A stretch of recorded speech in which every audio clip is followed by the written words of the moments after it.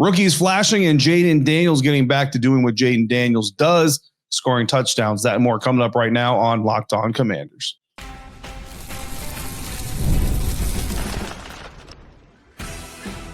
You are Locked On Commanders, your daily podcast on the Washington Commanders.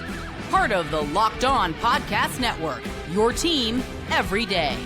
This is Locked On Commanders. I am David Harrison, your guy on the ground covering the Washington Commanders for WUSA 9, and I'm right here with you 5 days a week. You can also find me writing about the Commanders for Sports Illustrated's CommanderGameDay.com, and you can follow me on X at DHarrison82. I want to thank you for making Locked On Commanders your first listen or view, and a special thank you goes out to all the everydayers. Those of you who come through for every episode, special thank you goes out to you. As always, if you haven't already, please make sure you are subscribed for free on YouTube or wherever you're listening to today's episode. If it's your first time coming through the program, welcome. Hopefully you like what you hear and you come back again and join us real soon. Coming up on today's episode, you're going to hear from rookie running back Jacory Croskey-Merritt. We're going to talk about veterans helping rookies and a whole lot of other things. And we're going to start it all off with Jayden Daniels' 3-touchdown performance in practice number 7 of Washington Commanders training camp. All of that coming up on today's episode of Locked On Commanders, a proud part of the Locked On Podcast Network, your team every day. Head Coach Dan Quinn, as always, speaks to us before every single practice,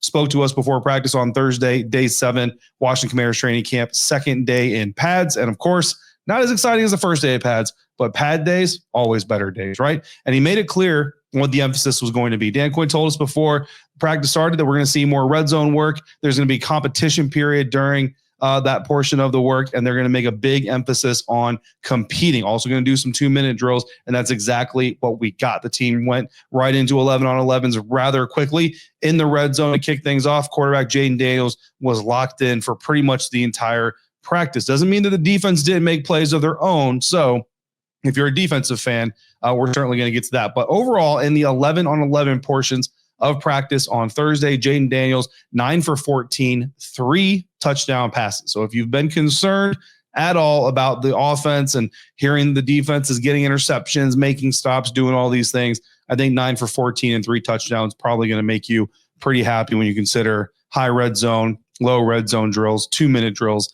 things like that. He also had 1 pass dropped, so could have been potentially 10 for 14. Another pass was deflected at the line of scrimmage. Really great play by the defender there, and another one was broken up downfield that, we say this, I'm going to say this, and I know it might stir a little bit of a pot, but Terry probably would have caught the pass. Just saying. It was a significant step forward. You know what I mean? You like to see the offense and defense competing, but like we talked about coming out of the last 3-day stretch, the defense, the first 3-day stretch, they closed it out with a very strong performance, winning that final practice of that 3-day stretch. The second 3-day stretch did the same thing, closed out that 3-day period with a solid practice. We'd say that the defense won that. Here, their next 3-day stretch, so practice Thursday in front of the media, they have a walkthrough on Friday that we are not allowed to attend because, I don't know, we have big mouths and they don't want us to see the things that they're going to do in the walkthrough. Plus, it's a walkthrough. You can't really come back with a whole lot of exciting notes during a walkthrough. Anyway, so we're not going to be able to do that, but that's their Friday schedule. And then Saturday, back to regular practice. The media, myself, we will all be back out there for the end of that 3-day stretch. So we'll see Saturday how the defense and the offense close out this 3-day period. And then Sunday, everybody's off. Monday practice, Tuesday is a travel to Boston. Wednesday practice, Thursday is a day off. The team will do a walkthrough in their hotel. And then Friday night, we will be covering a Commanders game. But anyway, that's way too far in advance for right now. But Jayden Daniels coming back and getting some good work done in the 11-on-11 periods here on Thursday. And it just kind of speaks to what Jayden himself said after practice, quote, just being more comfortable on the offense, another year under my belt, under the system, and trying to understand what Cliff is calling, what we want to accomplish as an offense. And I got different tools in my tool belt, having tools in my tool belt to get to different protections, get to different runs versus certain looks, end quote. I think something that you're seeing Jayden Daniels get a lot better at is throwing against the blitz. And you might be kind of confused saying, but David, like Jayden was the best quarterback or one of the best quarterbacks since the blitz last year. But what I mean is, when you're talking about a hot blitz, a free rusher, a guy coming unblocked, a lot of times last year, Jayden Daniels would either tuck it and run just right away or at least run away from the blitzer, extend the play, find a receiver, which is great too. But now he's anticipating it better. He's seeing it better. His receivers are seeing it better. They're communicating better. The drop pass was actually a blitz hot read. Jayden Daniels saw the blitz coming from the Commanders defense, checked into the hot read. Luke McCaffrey ran the hot read. Unfortunately, Luke turned his head upfield to try to turn the little drag route man beater into a bigger chunk and left the ball behind. It happens. It's what training camp is for. Luke will do better next time. So you love seeing things like that from Jayden Daniels in practice. It shows just how comfortable he's getting with the defense, what he's doing on the field, and connecting with veteran targets. Speaking of connecting with veteran targets, this will be no surprise for anybody who's been listening throughout the duration of OTAs, mandatory minicamp, and even in training camp. The Zach Ertz, Jayden Daniels connection was cooking. We need to see some like Jayden Daniels, Zach Ertz, like presidential posters, like Daniels Ertz, 2025, whatever posters, because it's the DMV. I know it's kind of like the easy button, but it's the DMV, it's DC, and these two guys, I mean, they're just attached at the hip when it comes to being on the football field. Jayden Daniels, Zach Ertz on Thursday. Of the 14 passes that Jayden Daniels threw in 11-on-11s, Zach Ertz was targeted 5 times. 5 of those 14, that's over a third. That's like 37%. Don't quote me on the math, but it's over 33% of the passes that Jayden threw in 11-on-11s on Thursday intended for Zach Ertz. 2 of those completions were for touchdowns in the red zone period. The only incompletion was actually a deflection. Quan Alexander. Any Buccaneers fans out there recognize that name. Quan Martin, the safety for the Washington Commanders, was blitzing off the edge. Jayden Daniels tried to throw it around him. Quan made a really good play. Good on good, and this time the defense won. The rep deflected it. Wasn't able to intercept it, but did deflect it and keep that ball from being completed. So 4 out of 5 on those targets to Zach Ertz, including 2 touchdowns.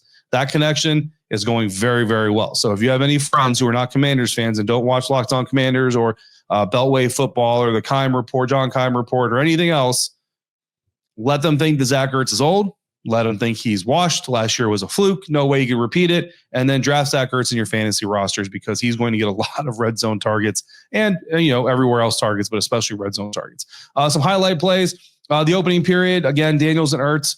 First pass of the 11-on-11s was a touchdown pass to Zach Ertz on an inside slant. Very next pass, same result. Different type of pass. This time is Zach Ertz in the flat, but the same result, a touchdown. So his first 2 touchdown passes, both intended for Zach Ertz. Both completed as Zach Ertz, both touchdowns. You love to see it unless you're playing against the Washington Commanders offense. Highlight number 2, later on in practice, Jayden delivered a dime to Deebo Samuel on the right sideline. Look, I've been telling you guys this since OTAs. If you've been paying attention every day, as you remember hearing this, Deebo's a screen monster. He's a short game monster, but I'm telling you, the Washington Commanders are going to use him as a deep threat as well, and it's going to work. All right? I mean, listen, I go back to last year, and, this isn't to say like Deebo and Jayden are better than Terry and Jayden. Because remember, Jayden's a rookie quarterback, all this other stuff back then.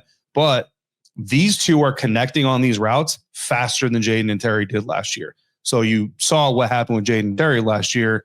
Now it's Jayden and Deebo, and hopefully Terry is back on the field very, very soon. I'm telling you right now, guys, you need to draft Jayden and you need to draft Terry or draft Zach Ertz, and you might want to draft one of these receivers. I know it's a lot of Commanders. And the rule of thumb is like you don't want to go too heavy on any one team. I'm telling you right now, if you have Ertz, Daniels, and one of these receivers, Terry McLaurin or Deebo Samuel, I think you're going to be all right. I think you're going to be fine. And it might be too many on one team, but I think you're going to be just fine. On that play, Carlin Viggers, undrafted free agent cornerback out of Auburn, was in perfect position. Honestly, it was great defense. It was just a much greater pass and a much greater reception by Deebo Samuel. And I've just been really lucky this training camp, guys. A lot of these big touchdowns are happening right in front of me. Absolutely got both feet down. It's why. Listen, I was standing next to some other media members, and I looked over to him. I said, "That's why you trade for Deebo." I've said it multiple times this training camp, but I looked at him. I said, "That's why you trade for Deebo." And I don't know that Deebo heard me, but he definitely looked in my direction shortly thereafter and smiled. And he might have just been looking at everybody or looking at the fans and not actually me looking past me, but I don't know. I'm going to pretend he heard me and said, yeah, that's exactly why you trade for Deebo. Highlight number 3, the defense did make some plays. Quan Martin was all over the field. I caught up with Quan a little bit off after the practice, not on the record, just kind of catching up with him. He's a good dude. If you want to be a fan of a good person, be a fan of Quan Martin. Early in team drills, got a pass breakup over the middle on a pass that was intended for Deebo Samuel. That's one of Jayden's incompletions. Later on that blitz, he had another deflection. So it was a day where the offense made a lot of plays, but the defense, led by guys like Quan Martin, certainly held their own. Zach Ertz is going to be one of our top performers. Jacory Croskey-Merritt, another top performer, had a lot of really good runs, guys. If you have not been able to see this guy's vision in person at training camp practice, Just wait until you get to see him in the preseason game. I think he's going to have a very big game against the New England Patriots. And I think all of you listeners and everydayers that I've been telling you, maybe pump the brakes on him being RB1 so fast. I think after that game, you're going to tell me to shut up. You're going to say, no, you're stupid and you're wrong. Quan Martin also is going to be our standout player. So coming up next, we're going to talk about some things that Jayden Daniels and Dan Quinn talked about before and after practice, before for DQ, after for JD5. We're going to do that coming up next on today's episode of Locked On Commanders, part of the Locked On Podcast Network, your team every day. Today's episode of Locked On Commanders is brought to you by Monarch Money. Have you ever wished that managing your money felt easier? With Monarch Money, it can. Whether you're growing your savings or planning a big purchase, Monarch puts you in the driver's seat. It's like having your own personal CFO, giving you full visibility and control over your finances. Monarch Money is more than a budgeting app. It's a complete financial command center where you can track all of your accounts, investments, and spending in one place. So in addition to managing your money, you can also start building some wealth. It reminds me of what we saw at camp on Thursday. The team was focused heavily on red zone work, where it's all about precise execution. Jayden Daniels connected with Zach Ertz for 2 quick touchdowns to start the session. It wasn't one massive splash plays, but a couple of smaller methodical plays that just added up to scores. And that's exactly what I found using Monarch. It wasn't one big purchase, but a lot of little things, the coffees, the subscriptions that were adding up really fast. Seeing it all in one place was like seeing those quick plays result in points. And it was a real eye-opener for me. So take control of your finances with Monarch Money. Use the code LOCKEDONNFL at monarchmoney.com for 50% off your first year. That's monarchmoney.com, code LOCKEDONNFL for half off your first year. Training camp practice day number 7, second day in pads so far this training camp session, and it was a very, very effective one. Some notes and some news from training camp day number 7. We're going to run down the list. I got a whole lot of bullets to talk to you about, so we're going to get all through these things, and we're going to start with Laremy Tunsil.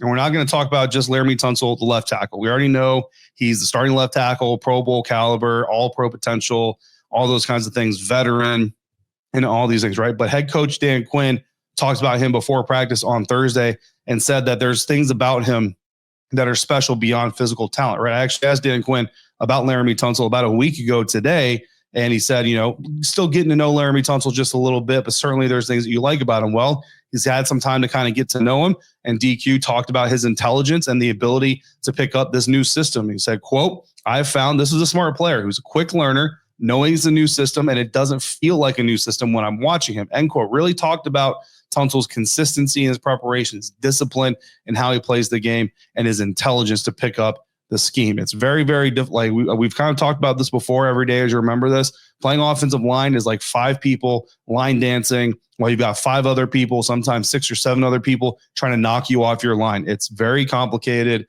It takes a lot of brain work, a lot of physicality. It's very nuanced work.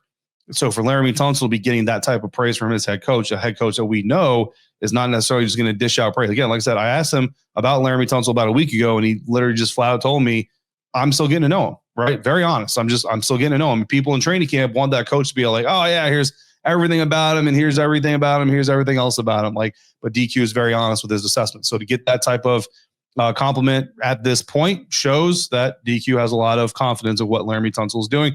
Perhaps more importantly, DQ also highlighted the organic mentorship relationship between he and rookie tackle Josh Conerly Jr. If we go back to mandatory minicamp, Laremy Tunsil just kind of asked, hey, how are you getting to know your new teammates?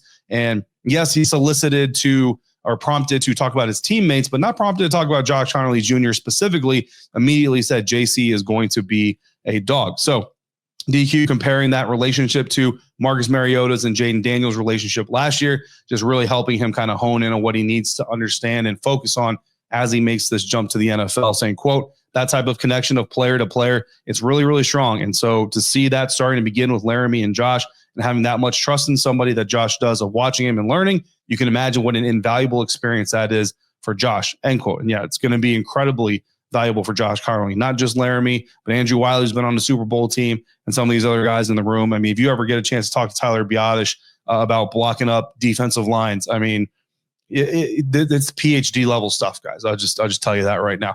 Jayden Daniels kept his assessment of the new left tackle, Josh Conerly Jr., fairly simple. Said, quote, it's been awesome. I love him. I just think that's the only thing I say. I love LT. And of course, talking about Laremy Tunsil, end quote. And when your quarterback loves your left tackle, things are going right. Things are going well. Of course, Jayden can't get hit yet, right? So we'll see what happens. I mean, Patriots practice, he can't get hit either.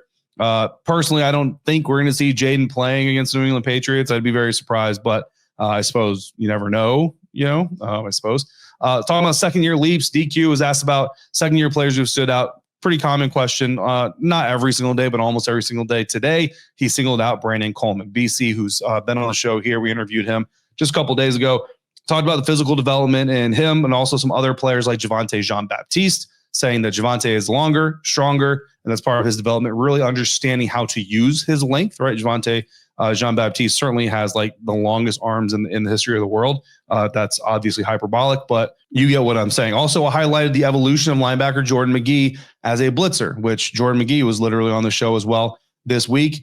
And really, what I really liked about what DQ says, he kind of likened Jordan McGee to Frankie Louvu, and then spun it into a way where he also talked about Frankie Louvu continuing to get better, not a second-year player, but Jordan McGee becoming a pass rusher, similar to the way that Frankie Louvu was last year. But he said this year, Frankie Louvu is kind of becoming more of not just a good pass rusher, but also a rush player, and there's a difference there. And today at practice, or Thursday at practice, we actually saw an example of that. Frankie Louvu coming from the second level, fit a run very, very well. And I mean, again, no live tackling, but absolutely would have stonewalled the ball carrier, and just really kind of emphasize, right? So like DQ had to be standing there being like, hey man, thanks for making me look right, because I just talked about this with you. So cornerback Mikey Sanders, still also a player that DQ mentioned, said, quote, the other players believe in him and know that he puts in the work. So to see him take on some leading in his own way, that's a big deal. He's finding his own way to do that. And I think that's really impactful, end quote. Talking about Jayden Daniels, again, the art of communicating as a quarterback. Jayden said his comfort level in year 2 is quote unquote night and day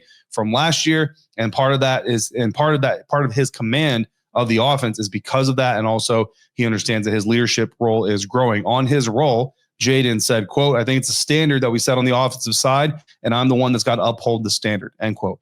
Very different from last year, right? Last year, this time, Jayden was all about, I'm a rookie. I haven't done anything yet. I haven't earned anything yet. I'm not a star. I'm not a this. I'm not a that, which is true.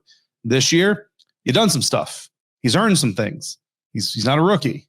So he's taking a hold of that leadership ability. And I'll tell you what, like even just talking to him, he's still humble, very poised, but you can just kind of tell he's definitely where he's 10 toes down, as we like to say these days. He knows where he is, standing on what he needs to stand on, very, very much in control of what's going on around him. DQ gave a really good breakdown of what the communication actually looks like on the field, and how it's not always about correcting somebody, but just being clear about the enforcement.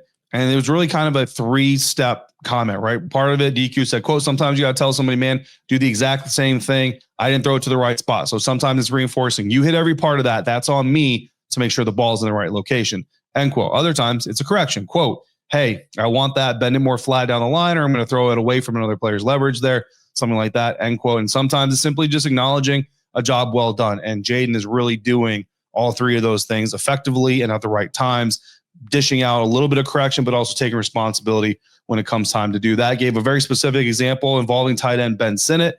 Said, quote, there was a great interaction between him and Sinnott the other day. There was a certain blitz that Ben had to look quickly to go to it. Jayden put it right on him. So I saw them talking afterwards, and that connection happened so quickly. Maybe last year it wouldn't have. On that particular play, he was just going to acknowledge to Ben, man, that was the route, that was the right spot, end quote, and just reinforce that behavior, reinforce that play, which that play is one of the best ones that we've seen in camp so far. And we talked about it here on the program as well. And then finally, the why behind the grind of everything that they're doing. The focus on today's practice, and honestly, a lot of focus on a lot of practices, situational football. Today was the red zone. We talked about a couple days ago, 30 seconds left in the half or in the game. You're down a field goal. You got 3 timeouts. You're deep in your own territory.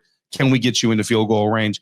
Things like that. Always pressing, always teaching, always putting the pressure on the offense, on the defense, depending on the situation. And Quinn emphasized that the game changes in the compressed area of the field, the red zone. We all know that, when you're at the -20, so you're on your own 20, you got 80 yards plus an end zone, so you got 90 yards to work with. When you're in the red zone inside the 20, you have at most 39 yards to work with. So the field condenses, and it only helps the defense. So to go through those pressures, go through those situations, and find a way to do it, it's great. Dan Quinn said, quote, when you give up that kind of effort for one another, that's the big deal. The scheme that will come. But if you don't have a play style of hard-ass effort and finishing, all the plays in the world aren't going to matter, end quote. And that is exactly what we saw on Thursday. The offense going in there in some very tough situations. Look, defense, they made their own plays.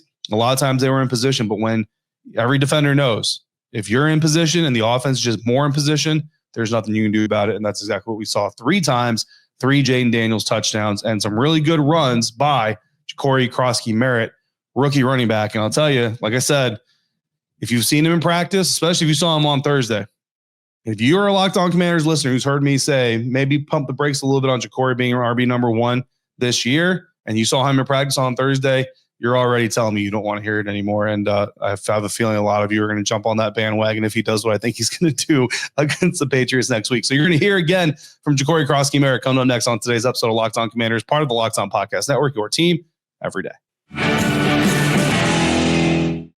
Time to fuel up and turn it up with 5-Hour Energy Transfusion. It brings the bold grape, ginger, and lime flavor of your favorite golf drink, minus the alcohol, into a quick, energizing shot. Whether you're sinking birdies or you're just making memories with friends, this one's a hole-in-one for your energy game. Let's be honest. Some days on the course, even off of it, you just need that extra boost to stay sharp and energized. I don't really get out to the course much myself. I'm much more of a driving range type of person. Golf is all about good times with good people and good flavors, of course. The grape, ginger, lime flavor gives you the best parts of your clubhouse go-to without having to chase down the bev cart. If you go to 5hourenergy.com today, that's the number 5hourenergy.com. You can use the promo code LOCKEDONGOLF to receive 20% off your order. This offer is only valid until September 30th on one order and cannot be used with other promotions. The code is not good on subscription orders. Whether you're meeting up with friends or trying to turn 18 holes into 36, get the energizing boost you need to power through. Order transfusion-flavored 5-Hour Energy shots today. Rookie running back Jacory Bill Croskey-Merritt has been one of the most exciting players to watch since the pads came on. He's been one of the most exciting players to watch during OTAs and all the training camp. We had a chance to speak with him today after practice. Yes, he's been on the show already, but after the day he had, man, I had to bring him on again. So here's Bill. All right, Bill. So we spoke before pads came on, right, about the anticipation of pads and all the excitement that brings for you. You've had 2 padded practices now. Today, a little bit more run heavy, right, than I think the first time. But how do you feel you've done so far with these 2 padded practices?